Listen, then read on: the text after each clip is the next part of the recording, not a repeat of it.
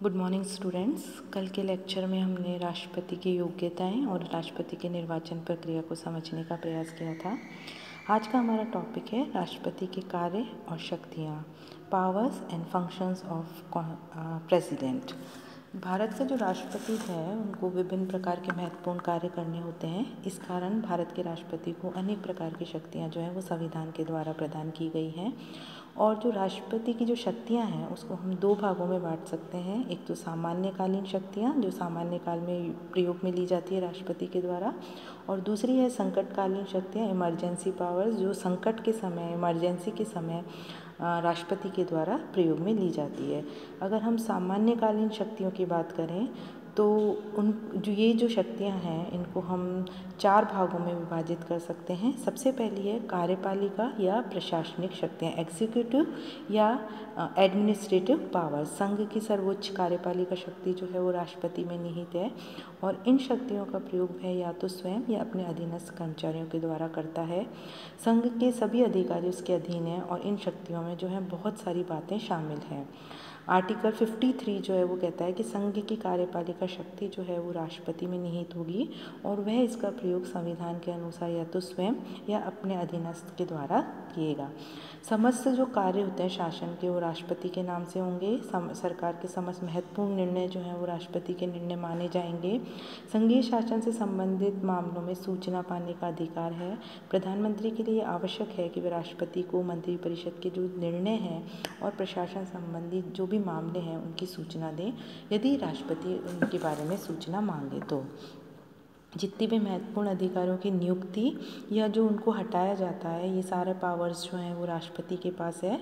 राष्ट्रपति जो है वो भारतीय संघ में अनेक महत्वपूर्ण अधिकारियों की नियुक्ति करता है, जैसे प्रधानमंत्री, उसकी सलाह से अन्य मंत्री, राज्यों के राज्यपाल, उच्चतम न्यायालय और उच्च न्यायालय के न्यायाधीश, महालेखा परीक्षक, संघीय लोक सेवा आयोग के अध्यक्ष, सदस्य, विदेशों में जो राजदूत हैं आदि।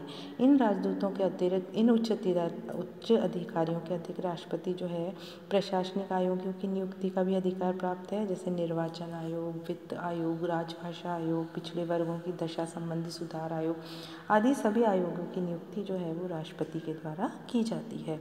राष्ट्रपति को मंत्री, राज्यपाल, महान्यायवादी, सर्वोच्च उच्च न्यायालयों के मुख्य न्यायाधीश एवं लोक सेवा आयोग के अध्यक्ष और सदस्यों को हटाने का भी अधिकार प्राप्त है।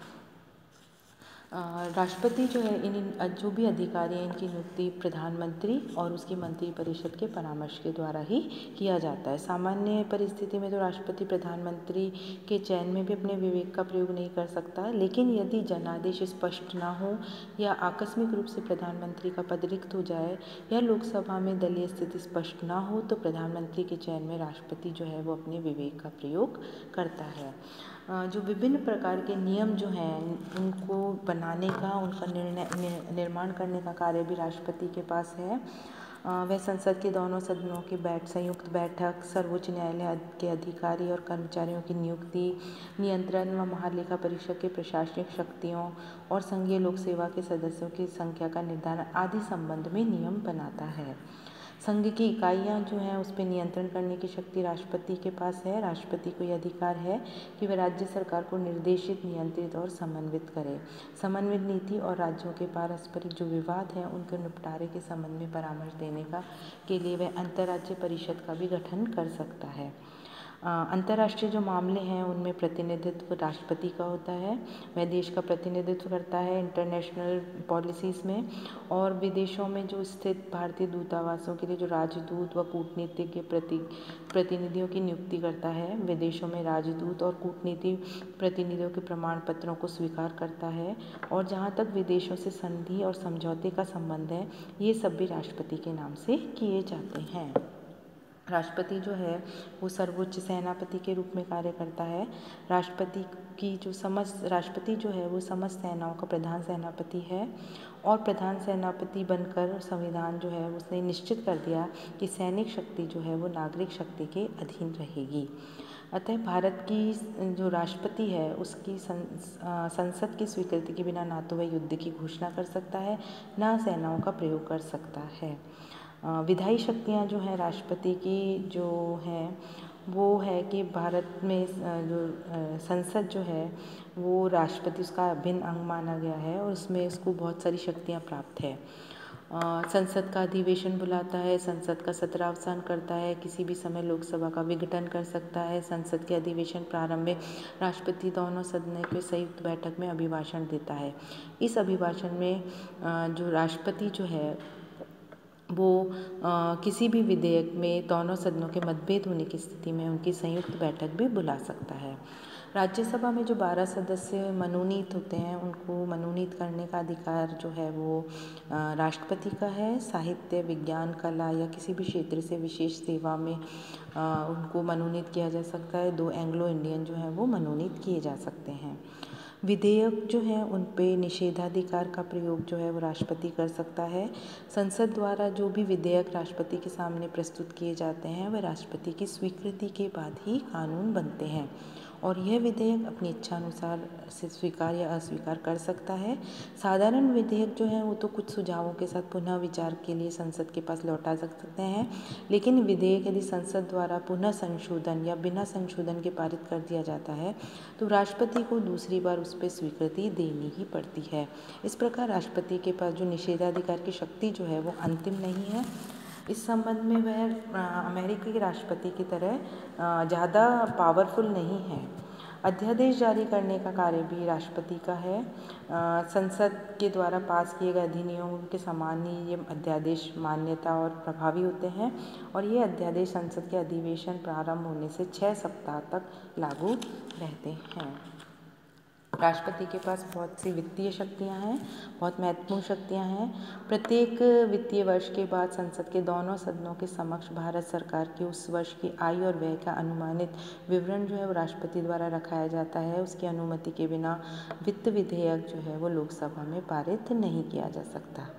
न्यायिक शक्तियाँ जो हैं वो भी राष्ट्रपति के पास है। अपराधियों को क्षमा कर सकता है, दंड को कम या स्थगित कर सकता है और सजा पाए व्यक्तियों के संबंध में राष्ट्रपति जो है वो जहाँ पे अगर उसको मृत्युदंड दिया गया है तो वहाँ पे क्षमा करने की शक्ति जो है वो राष्ट्रपति के पास है और राष्ट्रपति जो है वो अपने क्षमादान का अधिकार का प्रयोग जो है वो मंत्रियों के मंत्रणा के आधार पर ही करता है। इसके अलावा राष्ट्रपति के पास संकटकालीन शक्तियां हैं, इमरजेंसी पावर है, जो आर्टिकल 352, आर्टिकल 354 और आर्टिकल 360 के अंतर्गत उसको प्रदान की गई है। फर्स्ट जो है वो है युद्ध, बाहरी आक्रमण या सशस्त्र विद्रोह की स्थिति में संबंधित संकटकालीन व्यवस्था।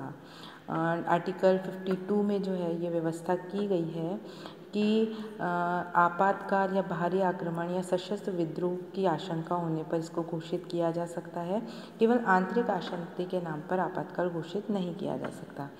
आर्टिकल 352 के अंतर्गत आपातकाल की घोषणा तभी की जा सकती है जब मंत्रिमंडल लिखित रूप में ऐसा परामर्श दे और घोषणा के 1 माह के अंदर संसद के विशेष बहुमत जो है उसकी स्वीकृति आवश्यक होगी और इसको लागू करने के लिए प्रत्येक 6 माह के बाद इसकी स्वीकृति आवश्यक होगी। इस घोषणा के लागू होते समय 19वें अनुच्छेद के द्वारा नागरिकों की जो 6 स्वतंत्रताएं हैं उनको स्थगित किया जा सकता है।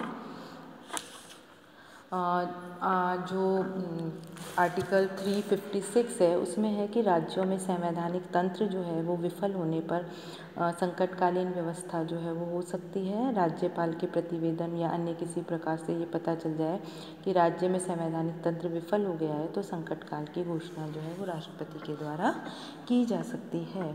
आर्टिकल 362 वित्तीय संकट, फाइनेंशियल क्राइसिस, जब राष्ट्रपति को ये विश्वास हो जाए कि ऐसी परिस्थितियाँ उत्पन्न हो गई है जिनसे भारत की वित्तीय साख को खतरा है या वित्तीय संकट हो सकता है तो इस वित्तीय संकट की घोषणा जो है वो की जा सकती है। ऐसी घोषणाओं के लिए भी वही अवधि निर्धारित है जो प्रथम प्रकार के संकट के लिए घोषणा की गई है। ये थी राष्ट्रपति की सामान्य और आपातकालीन शक्तियाँ।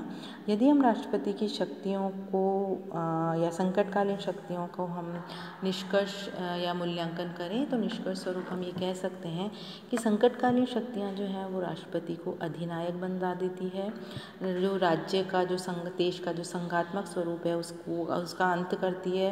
राज्यों में विरोधी दल की सरकार हो तो इस संकटकालीन शक्ति के द्वारा उनका दमन राष्ट्रपति के द्वारा किया जा सकता है। राज्यों की वित्तीय स्वायत्ताएँ जो हैं वो भी समाप्त हो जाती हैं और मूल अधिकार जो हैं वो भी ख़त्म हो जाते हैं।